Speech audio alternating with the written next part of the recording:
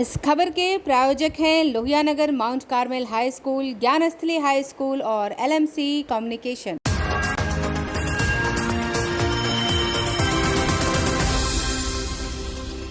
नमस्कार, मैं हूं दिव्या और आप देख रहे हैं आंखें न्यूज 24। आइए सबसे पहले नजर डालते हैं आज के मुख्य समाचारों पर। 2024 लोकसभा चुनाव के लिए नीतीश ने खेला नया दांव, कहा सरकार बनाने का मिला मौका तो बिहार के अलावा पिछड़े राज्यों को मिलेगा विशेष राज्य का दर्जा।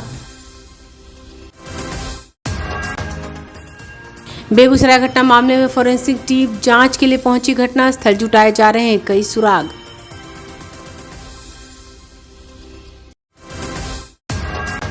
मुख्यमंत्री नीतीश कुमार ने कहा बेगूसराय की घटना जानबूझकर की गई साजिश, सरकार हर स्तर पर कर रही है जांच।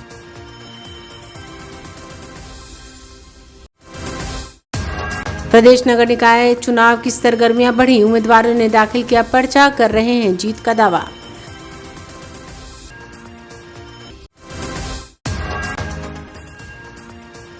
और भारत में जल्द ही आएगी फ्लैक्स फ्यूल वाली कार, पेट्रोल और डीजल की बढ़ती कीमतों की चिंता होगी खत्म।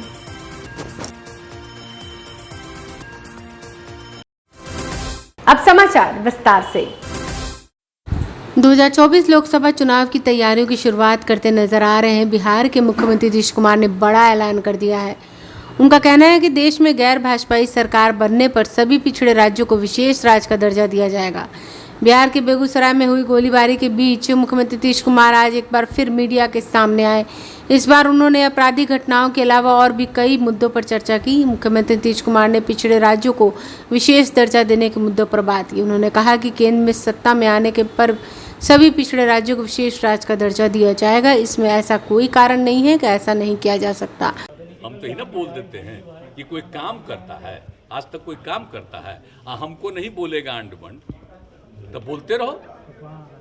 लेकिन हम तो आप ही लोगों से कहेंगे कि जो बयान देता है आप छापिए, जो करना हो छापते रहिए, लेकिन अंदर से भी तो देखिए कि किस तरह से होता है। यही होता है। मोदी कह रहे हैं कि हर मामले में कार्रवाई जीरो होती है। इतना इस तरह से किस तरह का व्यू हो गया है, कितना ज्यादा परेशान है लोग, इसलिए कुछ से कुछ बोलता है। आज जिसको कोई पूछता नहीं है दिल्ली में, वो लोग कोशिश कर रहा है कि भाई इतना बोलते रहे। जिनको हटा दिया वो लोग आजकल बोल रहा है कि कहीं मौका मिल जाए। मुख्यमंत्री जी, गोवा में कांग्रेस के विधायकों को बीजेपी ने अलग करा दिया। 11 से 8 विधायक जैसो बीजेपी में आपके पार्टी के विधायकों से कांग्रेस का इस तरह का अभियान बाकी राज्यों में भी चलता रहा। क्या इसके एक बात हम कह देते हैं, कौन अलग करता है? जरा हिसाब किताब सोच लीजिए। किसी भी पटिया को कोई कहाँ अलग करता है, और जो अलग होता है वो कैसे अलग होता है, जरा इस पर ठीक से देख लीजिए। हम किसी के बारे में नहीं, किसी सुशील कुमार मोदी सर कह रहे हैं, लगे रहते हैं। सुशील मोदी कह रहे हैं कि हर मामले में कार्रवाई के नाम पे जीरो हो रही है। हम लोग थे तो प्रेशर बना के कार्रवाई करवाते थे। अच्छा, बड़ा अच्छा है। सुशील मोदी जी को जगह मिल जाए तो हम लोग को तो खुशी हो। अब बेचारे को रोज बोलना है ना। सुशील मोदी अगर रोज नहीं बोलेंगे तो ये भी मोदी है, तो आदरणीय मोदी जी तो उनको लगाए नहीं, ये भी मोदी थे, लेकिन कहीं जगह नहीं मिली। तब आजकल कुछ बोलते रहेंगे हम लोग। मोदी जी को जगह दे देंगे तो बड़ी खुशी की बात। विशेष दर्जे की मांग कर दिए। बिहार को विशेष राज्य का दर्जा मिलना चाहिए, बात आप कहते हैं। होने के बाद फिर से आपने एक बार विशेष दर्जे की मांग आज कर दी है। हम तो शुरू से कर छोड़े थोड़ी है कभी।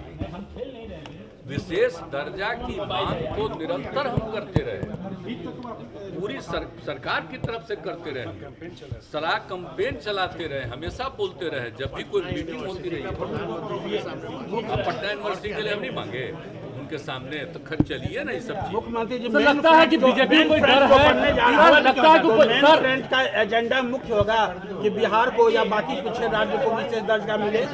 आप लोग का जो मेन फ्रंट बनने जा रहा है अपोजिशन पार्टी का, अगर सरकार का मौका मिलेगा अगली बार में इन लोगों की जगह पर, हम लोग जो चाह रहे हैं कि ज्यादा से ज्यादा लोग एकजुट होकर के अगर लगेंगे सरकार बना।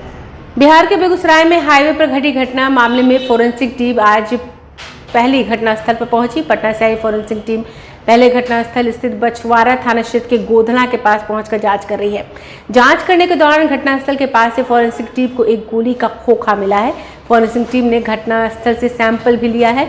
फॉरेंसिक टीम के अधिकारी ने बताया कि घटनास्थल का 3D इमेज लिया गया है, जिसकी मदद से घटना को समझने में आसानी होगी। इससे पता चल जाएगा कि रोड की चौड़ाई कितनी है, बाइक सवार बदमाश किधर से आए, अपराधियों से निकटतम की दूरी कितनी थी इत्यादि। घटना के बारे में इस मामले में पुलिस 5 संदिग्ध को हिरासत में लेकर पूछताछ भी कर रही है। वहीं CCTV फुटेज के आधार पर पुलिस अपराधियों को चिन्हित करने में लगी हुई है। मुख्यमंत्री नीतीश कुमार ने बेगूसराय गोलीकांड को लेकर अपनी प्रतिक्रिया दी है। उन्होंने संवाददाताओं से पटना में बातचीत करते हुए इस घटना के बारे में कहा कि कई लोगों ने जानकारी दी। ऐसा लग रहा है कि बेगूसराय में किसी ने जानबूझकर यह किया है। यह किसी की साजिश लग रही है, क्योंकि जहां पर घटना हुई है वहां एक तरफ पिछड़ी जाति के लोग थे तो दूसरी ओर अल्पसंख्यक समाज की आबादी। हमने अधिकारियों को कह दिया है कि एक एक चीज पर नजर रखें। मुख्यमंत्री नीतीश कुमार ने कहा कि सरकार बदली है, इन चीजों को देखा जाएगा। हमने पहले ही अलर्ट रहने को कहा है। पुलिस मामले को सतर्कता से देख रही है। आज भी मैंने बैठक बुलाकर सारे तथ्यों को जाना है। मैंने सतर्क पहले ही कर दिया है। जो किया जा रहा है इसका मतलब साफ है।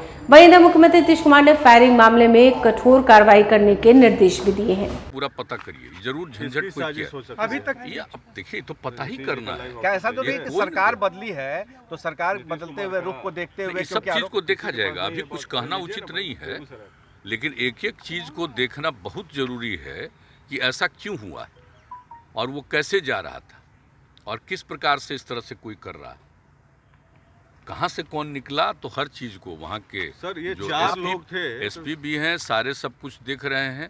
एक की तो हत्या हो गई और बाकी जो कुछ भी है वो सब कुछ, तो जो कुछ भी एक एक चीज को देख रहा है।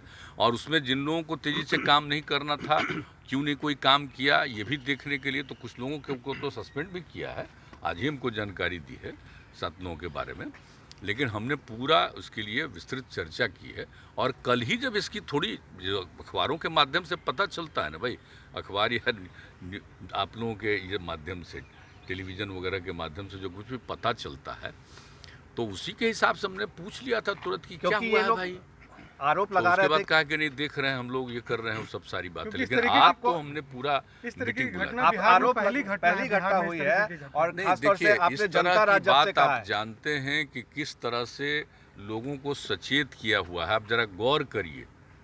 हम तो सब जब से काम करने का मौका मिला है तो याद कर लीजिए पुरानी चीज़ों को देख करके कि इस तरह की बातें ज़्यादा कभी नहीं हुई हैं। लेकिन कोई ना कोई जो किया जा रहा है इसका मतलब तो बहुत साफ है। इसलिए एक एक चीज़ को और अलर्ट होकर के देखना पड़ेगा। और वैसे तो पूरे तौर पर हर जगह सब चीज़ों को देखा जा रहा है। और जहाँ से हम लोगों ने कर दिया है कि अब पुलिस का भी जिम्मेवारी हमने दे दिया है कि साहब इसको काम करना है। याद है ना, जब पहली बार हमको मौका मिला तो बच्चे जो सुबह पढ़ते थे तो हमने मॉर्निंग सवेरे ही बुला करके बैठ करके और सबके गार्जियंस को बुलाया, सबके टीचर्स को बुलाया कि कैसे हुआ। तो रात में ही पुलिस का हर जगह पर ड्यूटी, ताकि किसी तरह का कोई काम नहीं हो, इस तरह की बात। तो वही करते हुए उसी समय से हमने ये सब काम शुरू करवाया है। पेट्रोलिंग को फिर से आप कराएंगे। समाचारों में वक्त हो चला एक छोटे से अंतराल का। I am Shalini Singh, principal of Luhianagar Mount Carmel School. Here in our school, we give best education and good environment to our students, where they can learn well. We provide here well-equipped lab, well-equipped, well-stocked library. We have here well-trained teacher also. We have a sports playground for cricket, volleyball, football, and also provision for indoor activities. So we have here security system, information and communication technology. So we have all facilities here in our school where students feel comfortable and secure.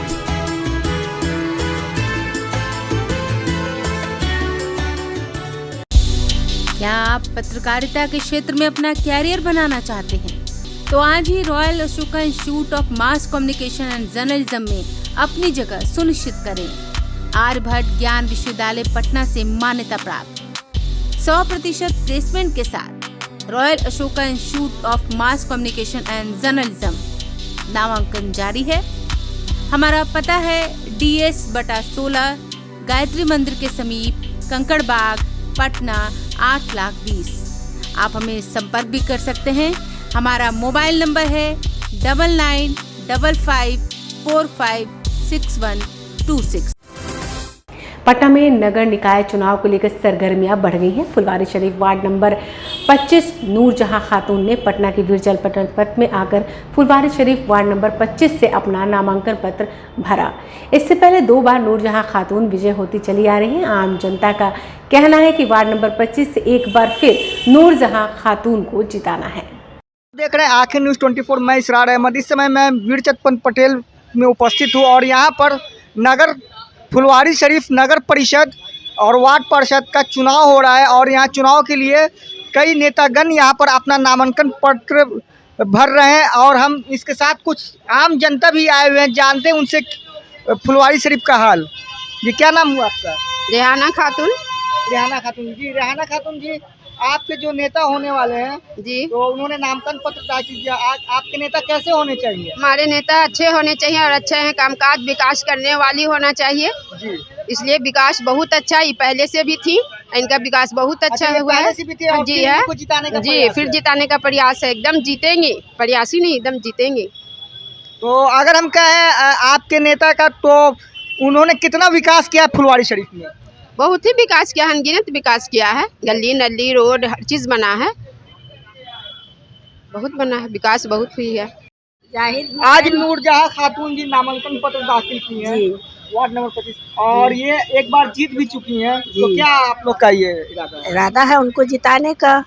आखिर उन्हें क्यों जिताना है? इसलिए क्यों काम अच्छा किया है, सारे पब्लिक को देख के चलती हैं, जो घटता है वो पूरा करती हैं, जो गली नाला जो भी दिक्कत होता है वो पूरा करती हैं, जो भी काम होता है दिक्कत में उसको ये करती हैं, देखती हैं।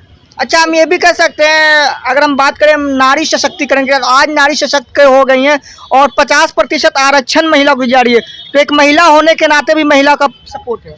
क्यों नहीं सपोर्ट रहेगा? अच्छा रहेगा तो क्यों नहीं करेंगे सपोर्ट। खातून आज फिर अपना नामांकन पत्र दाखिल किए हैं। एक बार फिर फुलवारी की जनता ने वार्ड पार्षद पर विश्वास करते हुए एक बार फिर क्या इरादा है? इरादा तो साफ है, वो 4 बार से कंटिन्यू जीत रही हैं, विकास किए हैं तभी तो जीत रही हैं, ऐसे थोड़ी जीत है। और कोई भी वार्ड नंबर फुलवारी शरीफ अगर वार्ड की बात करें, हर एक वार्ड की बात करें तो बहुत सारी समस्याएं, कहीं कहीं गली ढलैया नहीं हुआ है, बरसात का पानी जमा रहता है। अगर हम रोड पर आएंगे तो रोड अतिक्रमण मुक्त है, जाम की समस्या लगी रहती है। All India Institute of Medical Science Phulwari Sharif हवाई अड्डा मात्र 3 किलोमीटर, लेकिन कभी कभी ऐसा होता है फुलवारी शरीफ जाम के कारण बहुत समस्या होता है, मरीजों की जान तक चली जाती है, विद्यार्थी की परीक्षा छूट जाती है, दैनिक कार्यालय लोग भी लेट हो जाते हैं। देखिए ऐसा है कि फुलवारी शरीफ में आबादी बहुत ज़्यादा बढ़ी है, ठीक है, रोड कम है, तो उस पर भी काम हो रहा है, चारों तरफ रोड बन ही रहा है। और चूँकि जनसंख्या फुलवारी में नया आबादी बहुत ज़्यादा बढ़ गया है, जिसकी वजह से जाम का प्रॉब्लम हो जाता है। लेकिन नया बाईपास अभी पीछे में बन रहा है, वो सब चालू हो जाएगा तो जाम से छुटकारा मिल जाएगा। उस सब में तो काम लगा हुआ है और सब विधायक और सांसद लोग का एरिया पड़ता है, उन लोगों का काम होता है जो जाम वाला। बाकी नगर परिषद का तो वार्ड नंबर 25 में जितना जाके देखिए, गली नली रोड या फिर लाइन बिजली पानी सब सुविधा उपलब्ध है। यही वजह है कि 3 बार से लगातार जीत रही है चुनाव। पेट्रोल और डीजल से चलने वाली गाड़ी पर निर्भरता कम करने के लिए भारत में जल्द ही फ्लैक्स फ्यूल वाली पहली कार लॉन्च होने जा रही है। इससे बाद पेट्रोल और डीजल की बढ़ती कीमतों की चिंता खत्म हो जाएगी। खबर है कि इस कार को जापानी कार कंपनी टोयोटा बना रही है। भारत में जल्द ही फ्लैक्स फ्यूल वाली पहली कार पेश होने जा रही है। इसके बाद पेट्रोल और डीजल की बढ़ती कीमतों की चिंता खत्म हो जाएगी। जानकारी के मुताबिक इस कार को जापानी कार कंपनी टोयोटा बना रही है और केंद्रीय सड़क परिवहन और राजमार्ग मंत्री नितिन गडकरी इसे इसी महीने पेश कर सकते हैं। इससे पहले पिछले साल जून महीने में ही नितिन गडकरी ने फ्लैक्स फ्यूल से चलने वाली कारों को अनिवार्य करने के संकेत दिए थे। उन्होंने कहा था कि इससे किसानों की मदद होगी और देश की अर्थव्यवस्था को भी मजबूती मिलेगी। Automotive component manufacture commercial association of India के 62वें वार्षिक सत्र में केंद्रीय मंत्री नितिन गडकरी ने इस बात की जानकारी दी है। उन्होंने अपने संबोधन में कहा है कि देश में 35% प्रदूषण पेट्रोल, डीजल और जीवाश्म ईंधन से चलने वाले वाहनों से होता है। इससे में एथेनॉल जैसे ईंधन विकसित किए जाने चाहिए जिससे प्रदूषण तो कम हो, साथ ही में ये जीवाश्म ईंधन के मुकाबले सस्ते और स्वदेशी हों। मीडिया रिपोर्ट्स के मुताबिक सरकार ने साल 2020 में ही फ्लैक्स फ्यूल को लेकर अपनी योजना का खुलासा किया था। 2030 में 20% इथेनॉल की ब्लेंडिंग रखी थी, जिसे बाद में बदलकर 2025 तक कर दिया गया था। मीडिया रिपोर्ट्स की माने तो ब्राजील, जर्मनी, फ्रांस, कनाडा और अमेरिका जैसे कुछ देशों में फ्लैक्स फ्यूल वाली कारों का उपयोग होता है। भारत में फ्लैक्स फ्यूल की कार आने के बाद इस लिस्ट में भारत का नाम भी शामिल हो जाएगा और इससे प्रदूषण कम करने में मदद मिलेगी। और अब अंत में एक बार फिर से नजर डालते हैं आज के मुख्य समाचारों पर। 2024 लोकसभा चुनाव के लिए नीतीश ने खेला नया दांव, कहा सरकार बनाने का मिला मौका तो बिहार के अलावा पिछड़े राज्यों को मिलेगा विशेष राज्य का दर्जा। बेगूसराय घटना मामले में फोरेंसिक टीम जांच के लिए पहुंची, घटनास्थल जुटाए जा रहे हैं कई सुराग।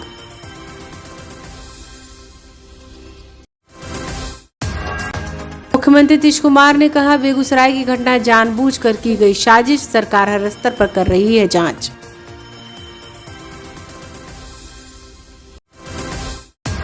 प्रदेश नगर निकाय चुनाव की सरगर्मियां बढ़ी, उम्मीदवारों ने दाखिल किया पर्चा, कर रहे हैं जीत का दावा।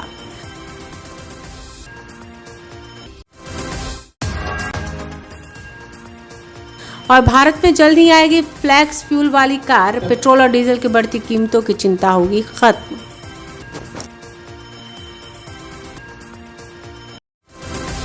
अगर आपने अभी तक हमारे चैनल को सब्सक्राइब नहीं किया है तो हमारे चैनल को जल्द से जल्द सब्सक्राइब करें, लाइक करें, शेयर करें और कमेंट करें।